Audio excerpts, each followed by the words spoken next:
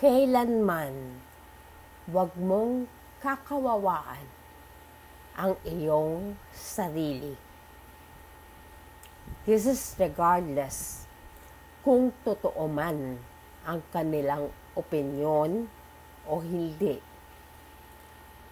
Huwag kang magpapaapekto dahil hindi naman sila ang mawawasak, kundi ikaw. Gawin mo itong mantra. Ulitin mo sa iyong sarili. Patuloy mong paunlarin ang iyong sarili. Piliin mo lamang ang constructive feedback. Kung kailangang bawasan ang kaibigan, gawin mo. Kung kailangan silang iwasan, gawin mo. Lumayo ka sa kanila. Huwag mong hayaang wasakin ng ibang tao ang self-esteem mo. Mahal na mahal ka ng Diyos. Pakakatandaan mo iyan. Hindi mo kailangang maging genius. Walang kaso kung ordinaryo kang mang tao.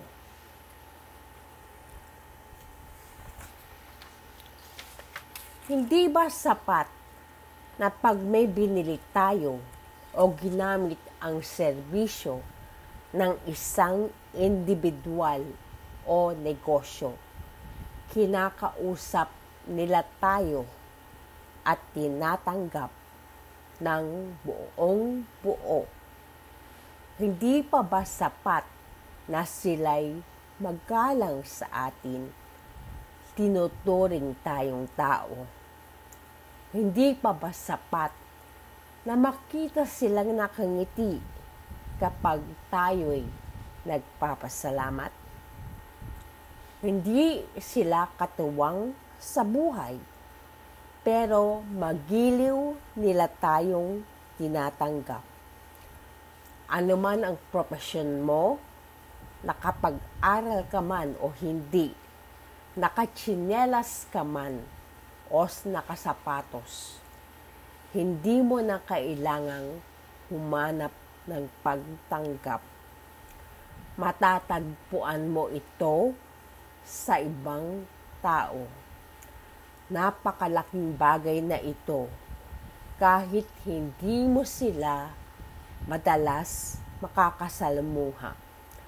Maalala mo lang ang kanilang mga mukay, napapanatag na ang iyong loob. At doon, tunay akong nagpapasalamat. Patunay lamang ito na may mabubuti pa ring tao. Magpasalamat tayo na kahit laganap ang kriminalidad, may mabubuti pa ring tao. Hindi ba't ang sarap mamuhay sa isang komunidad na ligtas at tahimik? Bakit hahanapin ang wala? Pagtuunan ng pansin kung anong meron ka at sa iyong paligid. Sapat na iyon para matahimik ang iyong kaluluwa. Sa halip na kawawaan ang sarili, magpasalamat tayo sa mga bagay na meron tayo. Kung walang-wala, pagsikapan natin. Napakahalaga ng espiritualidad. Magpakumbaba at magpasakop sa Panginoong may kapal, sino man o anuman siya sa buhay mo. Kilalanin at respetuhin ang kanyang kapangyarihan. Meron ka pa namang mga mahal sa buhay. Nandyan sila para sa iyo. pahalagan sila gaya ng pagpapahalaga ng sa mga utos ng may kapal.